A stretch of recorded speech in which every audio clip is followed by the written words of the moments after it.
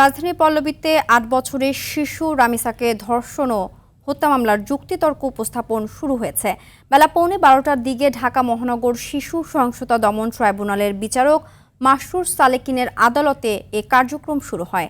এর আগে সকালে আদালতে তোলা হয় প্রধান আসামি সোহেল রানা ও তার স্ত্রী স্বপ্না আক্তারকে। যুক্তিতর্ক উপস্থাপনের মধ্য দিয়ে আজ শেষ হতে পারে মামলার বিচারিক কার্যক্রম। আর আগামী সপ্তাহে রায়ের আশা রাষ্ট্রপক্ষে। গত ১৯ মে পল্লবীর একটি ফ্ল্যাট থেকে দ্বিতীয় শ্রেণীর ছাত্রী রামিসার খণ্ডিত মরদেহ উদ্ধার করে পুলিশ। পরদিন মামলা হলে ২৪ মে গ্রেফতারকৃত আসামি সোহেল ও তার স্ত্রীকে অভিযুক্ত করে চার্জশিট জমা দেওয়া হয়। এরই মধ্যে সব আসামির সাক্ষ্য গ্রহণ ও আসামিদের বক্তব্যের শুনানি শেষ হয়েছে।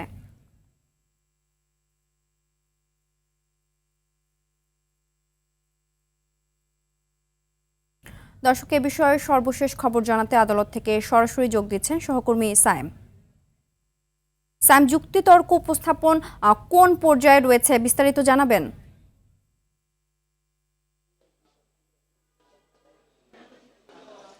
জি সিনথিয়া, কিছুক্ষণ আগেই কিন্তু রামিসা হত্যাকাণ্ডে যে আসামি সোহেল রানা এবং তাকে প্রথমে কোর্টে তোলা হয় এবং তার কিছুক্ষণ পরে তার স্ত্রী যে স্বপ্না খাতুন তাকেও কিন্তু কোর্টে তোলা হয়েছে। এবং আমরা এই মুহূর্তে আমরা যেটা দেখতে পেয়েছি যে এই যে রামিসা হত্যাকাণ্ড নিয়ে কিন্তু উভয় পক্ষের অর্থাৎ আসামি পক্ষ এবং বাদী পক্ষের কিন্তু এখন এই মুহূর্তে যুক্তিতর্ক চলমান রয়েছে এবং যুক্তিতর্ক শেষে হয়তোবা আগামী রোববারে এর রামিসা হত্যাকাণ্ডের যে রায়, সেই রায় ঘোষণা হতে পারে।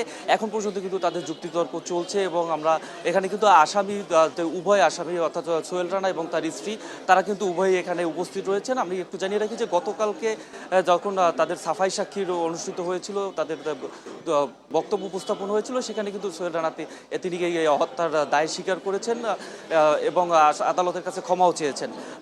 সিনথিয়া, এই ছিল আমার কাছে এখন পর্যন্ত সর্বশেষ।